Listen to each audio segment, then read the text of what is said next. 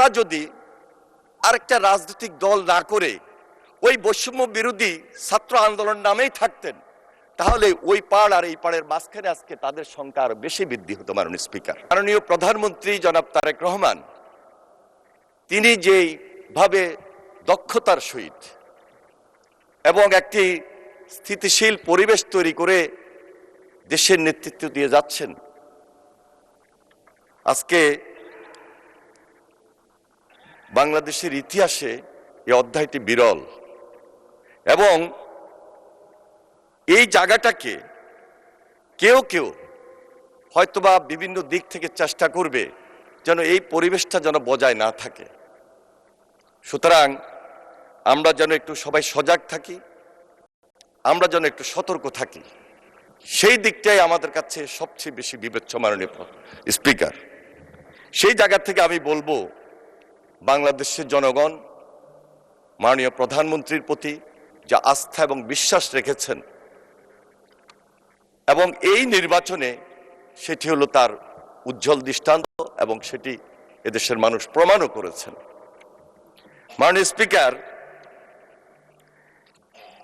New York ভিত্তিক Time magazine, সেই ম্যাগাজিনে the most influential people of 2026 যে তালিকাটি প্রকাশ হয়েছে, সচরাচর এই ধরনের তালিকা প্রকাশ হলেও মাত্র 2 মাসের মাথায় মাননীয় প্রধানমন্ত্রী তার নেতৃত্ব যা ফুটিয়ে তুলেছেন এবং সেখানে তার নামটি স্থান পেয়েছে, এটা দেশের গৌরব। এটা আমি মনে করি যে তারেক রহমানের নেতৃত্বের কারণেই এটা আজকে সম্ভব হয়েছে। প্রেসিডেন্ট জিয়াউর রহমান মাত্র 3.5 বছর দেশ শাসন করেছিলেন। তার তীক্ষ্ণ দৃষ্টি, তার দূরদর্শিতা,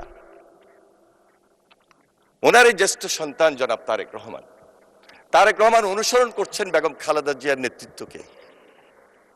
একই পরিবারের একজন প্রধানমন্ত্রী, আরেকজন হলেন এখনকার প্রধানমন্ত্রী, আরেকজন ছিলেন রাষ্ট্রপতি। এটাও কিন্তু বিশ্বের ইতিহাসে বিরল। ইচ্ছা করলেই একটা পরিবারের মধ্যে 3 জনেই একটা রাষ্ট্রের নেতৃত্ব দিবেন, দেশের নেতৃত্ব দিবেন, সহজে চোখে পড়ে না। মাননীয় স্পিকার, একটা দেশবান্ধব, জনবান্ধব, গণবান্ধব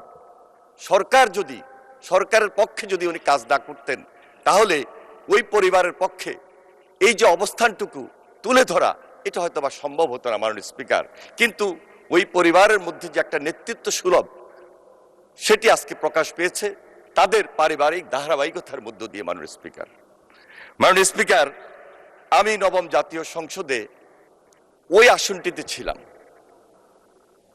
বিরোধী দল আজকে যেখানে বসছেন সেখানেই ছিলাম। একজন ক্ষমতাধর প্রধানমন্ত্রীর সামনে বক্তব্য দিয়েছি। বক্তব্য দিতে অনেক সময় ভয়ে আমাদেরকে বক্তব্য দিতে হতো। এই পার্লামেন্টে আমাদেরকে আঙ্গুল দিয়ে, আমাদেরকে টার্গেট করে থ্রেট পর্যন্ত করা হতো।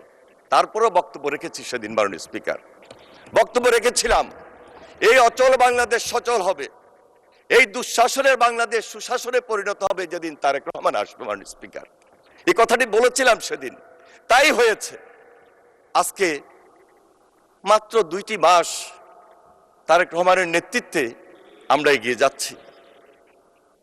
আপনি ভুল ধরবেন, কিন্তু ভুলের পাশাপাশি কতটুকু শুদ্ধ, কতটুকু উত্তম, সেটাকে আগে বলেই আমার ভুল ধরা উচিত। মাননীয় স্পিকার, আজকে তারেক রহমান তিনি আমাদের নতুন পথ দেখিয়েছেন, কিভাবে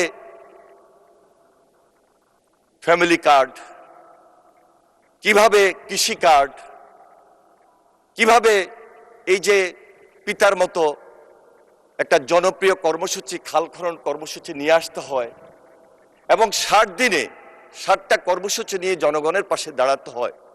পজিটিভ রাজনীতি কিভাবে করতে হয়, ওই যে পিতার মতো তীক্ষ্ণ দৃষ্টি এবং দূরদর্শিতা নিয়েই কিন্তু তিনি এগিয়ে যাচ্ছেন। মাননীয় স্পিকার, আমার বিশ্বাস আজকে এই হাউসে সর্বসম্মতি কমে আমরা যেভাবে ঐক্যবদ্ধ হয়েছি, বাধা আসবে, বিপত্তি আসবে, মত থাকবে, পথ থাকবে, কিন্তু ঐক্যবদ্ধতাই আমাদের আসল হাতিয়ার। মাননীয় স্পিকার, আমরা তারেক রহমানের নেতৃত্বে এই বাংলাদেশটাকে সুন্দরভাবে দেখতে চাই, দেখতে পারবো মাননীয় স্পিকার, যদি তার হাতটাকে আমরা বেশি বেশি শক্তিশালী করি।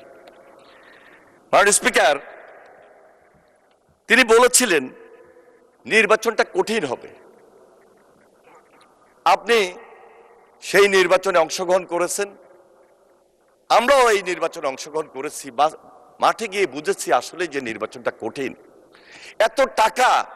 এত টাকার ছড়াছড়ি কোত্থেকে আসলো মাননীয় স্পিকার, বুঝতে পারি নাই। আমি অনুরোধ করব, আজকে ইসলামী ব্যাংক নিয়ে কথা হচ্ছে, গত 1.5 বছরে যদি ইসলামী ব্যাংক নিয়ে আমরা একটু তদন্ত করি, হয়তো পাওয়া যাবে এই টাকাগুলো কোত্থেকে এসেছে। মাননীয় স্পিকার, করা উচিত, কারণ নির্বাচনে আচরণবিধিতে থাকবে আপনি কত টাকা খরচ করতে পারবেন, আর মাঠে গিয়ে দেখব কত টাকা খরচ হচ্ছে। মাননীয় স্পিকার, আমরা কথায় বলি একটা, কাজে হচ্ছে আর একটা, এবং এই নির্বাচনে আমাদেরকে সেই পরিস্থিতি মোকাবেলা করতে হয়েছে। বৈষম্য বিরোধী ছাত্র আন্দোলন যারা করেছেন, আমি তাদেরকে অ্যাপ্রিসিয়েট করি। ডিবি অফিসে তাদের সঙ্গে দেখা হয়েছে, তাদেরকে মনোবল দিয়েছিলাম, সাহস দিয়েছিলাম, কিন্তু বৈষম্য বিরোধী ছাত্র আন্দোলনের যদি প্রকৃত নেতারা এবং সেই সংগঠনের নামে যদি তারা এই দেশের। মাননীয় মন্ত্রী, আপনি 2 মিনিটে কনক্লুড করেন। আমি শুধু এটাই বলবো, তারা যদি আরেকটা রাজনৈতিক দল না করে ওই বৈষম্য বিরোধী ছাত্র আন্দোলন নামেই থাকতেন, তাহলে ওই পাড় আর এই পাড়ের মাঝখানে আজকে তাদের সংখ্যা আরো বেশি বৃদ্ধি হতো। মাননীয় স্পিকার, কিন্তু তা হয় নাই। একটা নতুন রাজনৈতিক দল ওনারা করেছেন, কিন্তু সেই সুযোগটা ওনারা নিতে পারেন নাই।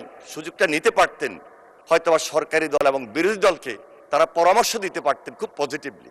কিন্তু কেন এই যে গত 1.5 বছর নির্বাচনের আগে কিছু স্বার্থের কারণে, আমার মনে হয় এটাও একটু আমাদের চিন্তা করা উচিত। আসলেই ছাত্র রাজনীতির সুবাদে, আন্দোলনের সুবাদে সেখান থেকে কোনো সুযোগ নেওয়া যায় কিনা।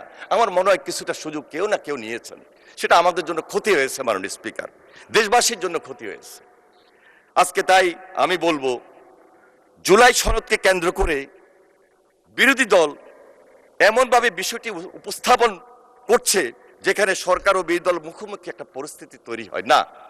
এই সুযোগটা দেওয়ার কোনো সুযোগ থাকতে পারে না, কারণ মাননীয় প্রধানমন্ত্রী জনাব তারেক রহমান বলেছেন, প্রতিটা লাইন, প্রতিটা শব্দ কোনোভাবেই যেন নড়চড় না হয়, সেইভাবেই আমরা জুলাই সনদকে বাস্তবায়ন করবো ইনশাআল্লাহ। মাননীয় স্পিকার, আমাদের নেত্রী বেগম খালেদা জিয়া, তিনি জেলখানায় ছিলেন, কারাবন্দী ছিলেন। কারাবন্দী থাকা অবস্থায় তার উপর অত্যাচার, নির্যাতন এবং তার উপর যে বিষ প্রক্রিয়া হয়েছিল, ধীরে ধীরে তিনি অসুস্থ হয়ে পড়েন। তিনি লিভার সিরোসিস, পরিপাকতন্ত্র মধ্যে রক্তক্ষরণ, হৃদরোগ, ডায়াবেটিস, আর্থ্রাইটিস, বিভিন্ন রোগে আক্রান্ত হন এবং বিভিন্ন ধরনের পরীক্ষা নিরীক্ষায় এই সমস্ত রোগ ধরা পড়ে।